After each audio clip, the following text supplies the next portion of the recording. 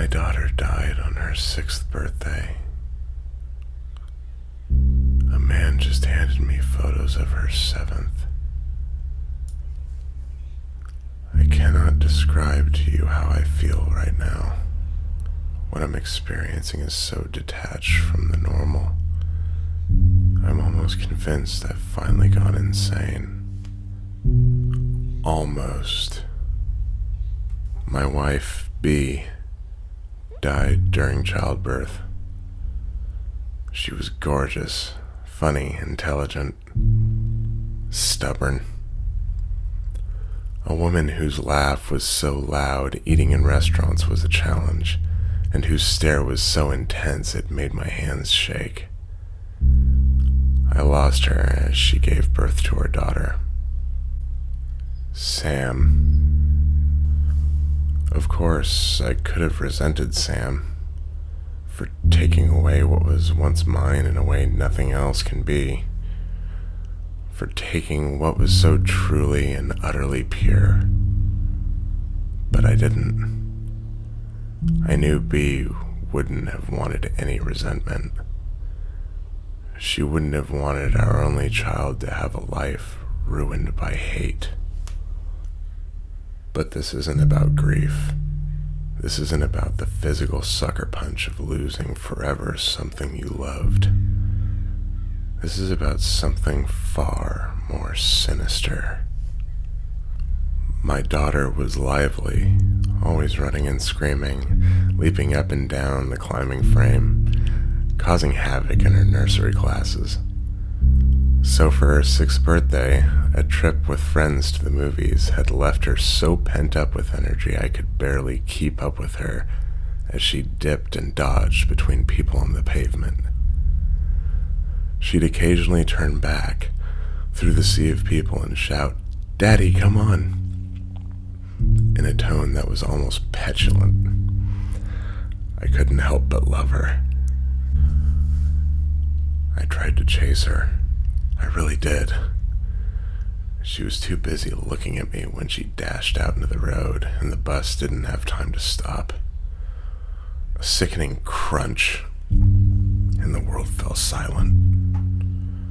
I cradled her broken form in my arms, too numb to weep, too hurt to move. All I could feel was the warm blood gently seep into my clothes. In the state of shock I was in, all I could just think was about how I was going to wash my jeans. It sounds horrid, I know, but a loss like that tears everything away from you and leaves you only with the bare thought process that makes us human. The next week was a blur. I cannot place a single memory to a time in between friends and family extending their condolences and the howling sobs of mine that would break out at any moment.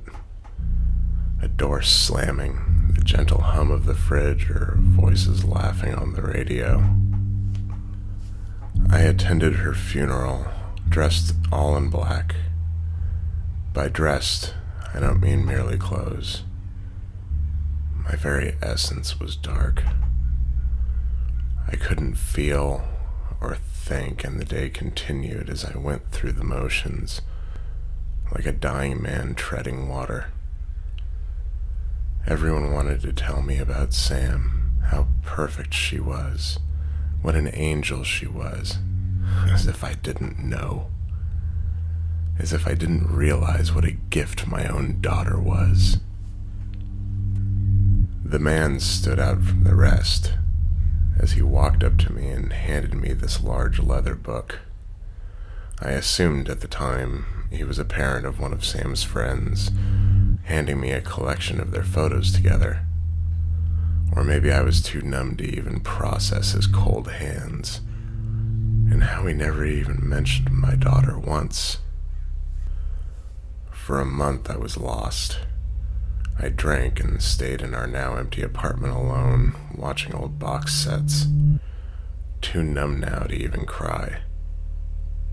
It was only when my sister arrived, when she held my hand and told me I'd begun to come out of my shell, She'd sit and listen to the most inane things I said, and gently coaxed me out of my depression.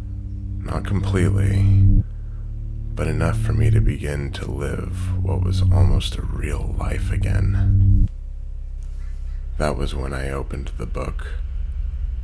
I decided to remember Sam for all the joy she gave, and was prepared to reflect on her life without feeling miserable. I opened to the first page. It was essentially a binder full of Polaroid photos of my daughter growing up. I furrowed my brow.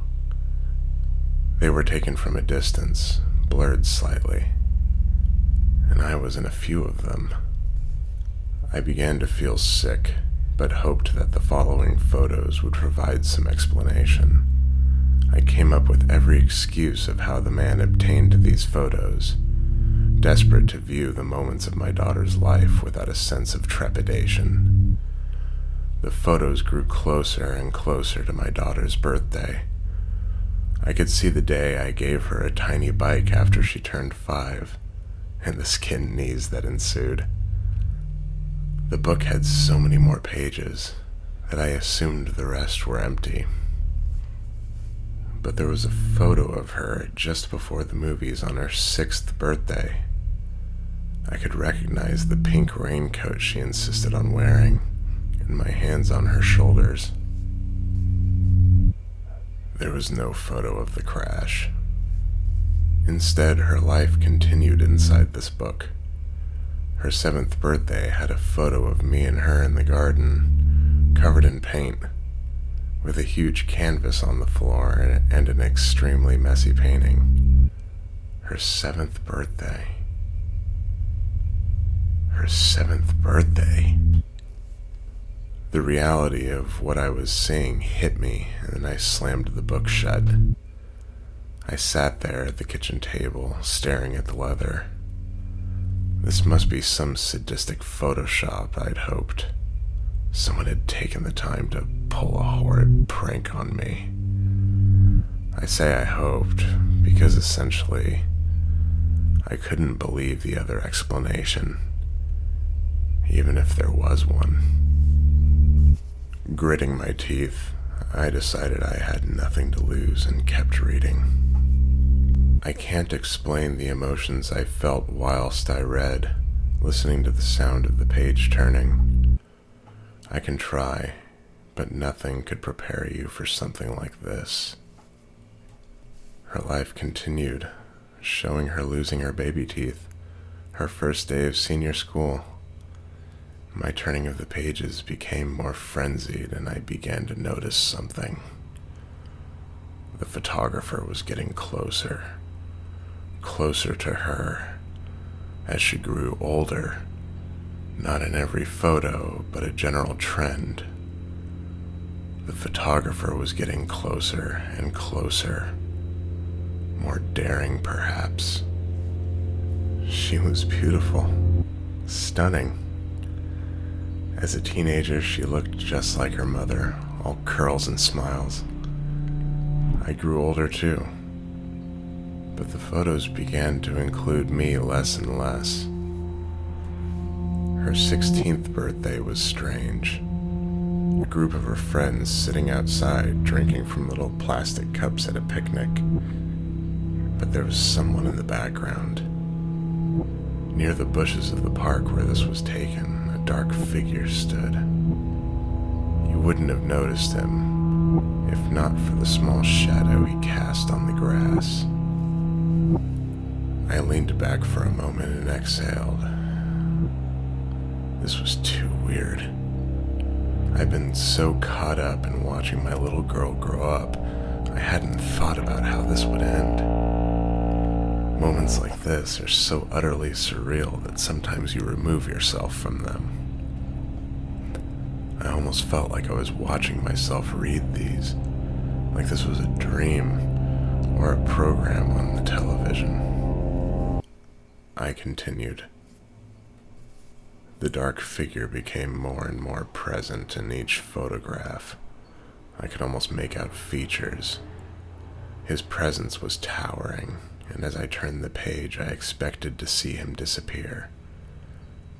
But instead, as the photographs grew closer to her 18th, each birthday was marked by a caption underneath the Polaroid saying, "Another year."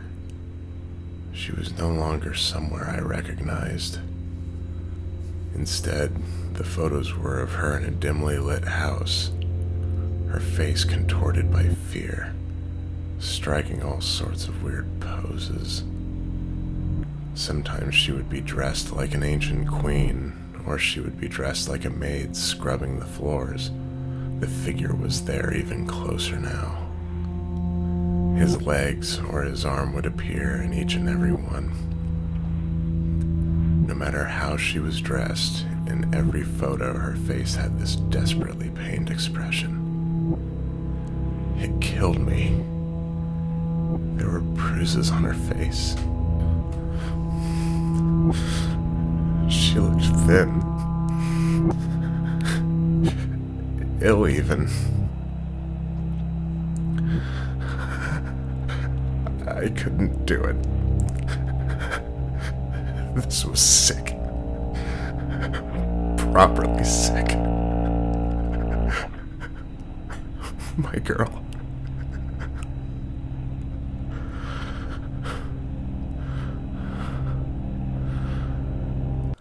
I soldiered on. The last photo I looked at before I slammed the book and swore to never, ever look at it again was of her 18th. The caption underneath read, "At last," in sloppy writing. She was looking straight at the camera, crying.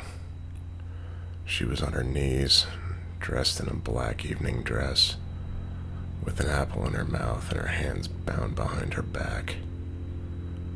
Her makeup was ruined by her tears. It was as if she was pleading me, begging me to help. But I couldn't.